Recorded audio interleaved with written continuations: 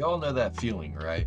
You start a new game project, get super excited, maybe even make some progress, and then it never gets finished, and you're left with a mountain of games just sitting in your files, mocking you.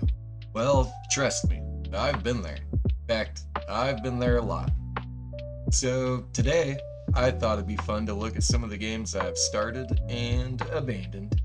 And of course, we'll get into why they never saw the light of day. Oh, and spoiler alert, some of them were abandoned because it just wasn't working out between us. So, my game development journey started out many, many moons ago, when there weren't engines like Unity or Godot. At least, I don't think there was. Nah, back then, if you wanted to make a game, you had to make something out of nothing. Like, you had to be some kind of wizard, conjuring a spell out of the digital ether to create a game. At least that's how it felt back then. But then I stumbled upon RPG Maker. And for those of you who haven't heard of it, RPG Maker was basically like the sandbox game of the early 2000s. I mean, it's great because you can make a whole game without even knowing how to program. It's kind of like the game development equivalent of training wheels. So my first RPG Maker game was, let's just say, ambitious. Now, I don't really remember what game it was, but I'm fairly certain it probably had something to do with Dragon Ball Z. It was all the hype back then, but it was like, no matter how hard I tried, I still never got a game finished. But let me tell you, I learned a lot from RPG Maker. Like, I learned how to use the event system, which taught me how to think like a programmer, in a way. And the most important part for me anyways, is I started learning how to do pixel art. And RPG Maker's sprite system, and pretty much all their graphics are about as basic as it gets.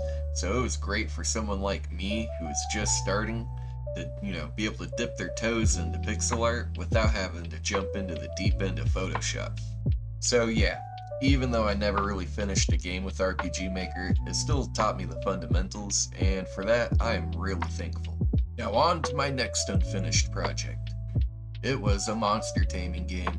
I know, sounds familiar, right? I mean, who doesn't want to make a game where you capture monsters and use them in battle?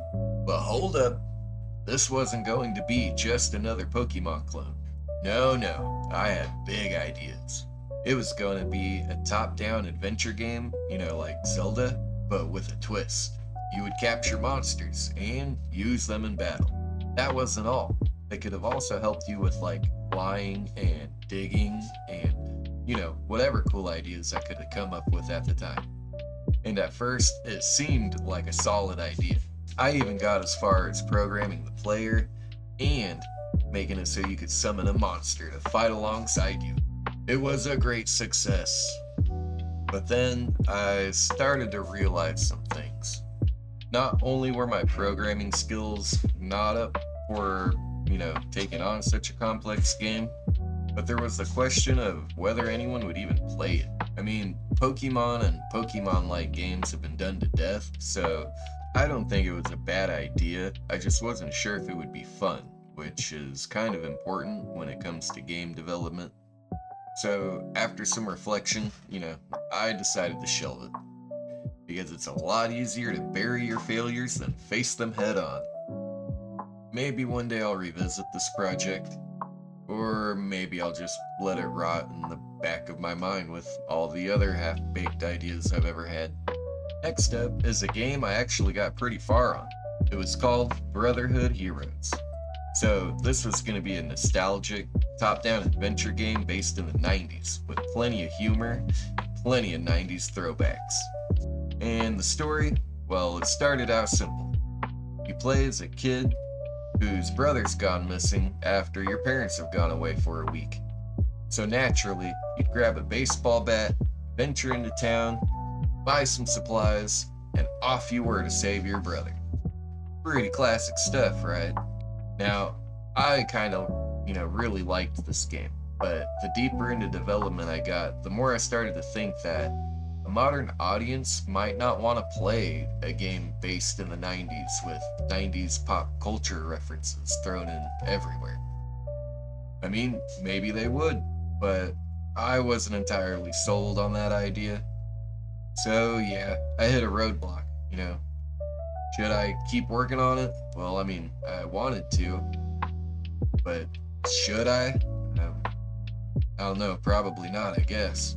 It was one of those projects where you just fall in love with it, you know? But then reality comes, slaps you in the face, and it's like, you know, hey, maybe you should try something else. And so I did. But like I said, I'm not opposed to finishing it. I really liked the project, and you know, maybe one day I'll come back to it. So this next project was all about sci-fi and lasers. Because what's more fun than lasers, right? Okay, picture this. You're a bounty hunter, traveling to different planets, fighting off alien creatures with nothing more than a laser sword and a blaster. Simple enough concept, right? Well, I decided I wanted to make combat a little more interesting by giving the player limited ammo, but with a twist.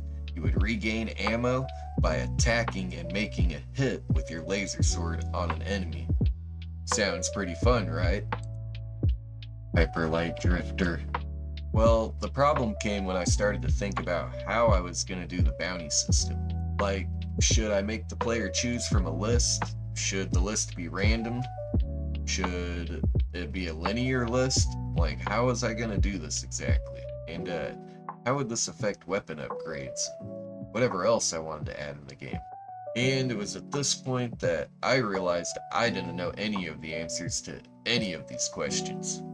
I mean, planning, what's that? So yeah, this project was an important lesson on planning ahead. You know, instead of just being like, hey, wouldn't it be cool if... So finally, we get to my Endless Runner game. Now, I'm not sure if I consider this abandoned, because I kind of did what I wanted with it, but I never actually finished the game. It was a simple project. You know, you were a green little box, dodging boxes, collecting these orb things to get a power up so you could go really fast and destroy the spike things, and somehow surviving the chaos. And in my head, it was genius. It has these cool mechanics, like there were tiles that would either push you up or down depending on if you were on the ground or the ceiling, and there were tiles that would speed you up or slow you down, and there were even tiles that would, you know, appear and disappear, and it actually makes for a pretty fun little game. But honestly, this was kinda just supposed to be a fun little side project, and I really didn't take it all that seriously, which is probably why I never actually finished it. But hey, maybe we could throw this one on the list of games that maybe one day I'll go back to and finish. Maybe. Alright, so those are just some of the projects that I've started, left half finished, and, you know, probably will never go back to. Unless I do. But the important thing to take away here is that every game developer has projects like this. I mean, you know, some fail for lack of time or, you know, lack of skills, or maybe you just realized that the game idea you had wasn't as fun as you thought it would be. And honestly, I kinda used to think that failing at a game meant that, like, I was a failure. You know, I've learned that failure is nothing to be ashamed of. In fact, it's part of the game development journey.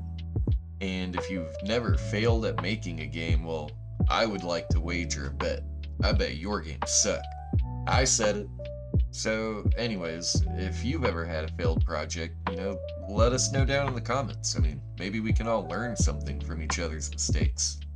And hey, if you liked this video, or maybe even learned something, don't forget to hit that like button. And if you want to see a video about the games I finished, be sure to subscribe. I'm hoping to hit maybe between 50 and 100 subscribers by the end of the year, so if you could help with that goal, that would be amazing. Anyways, until the next game dev video, I'll see you guys later.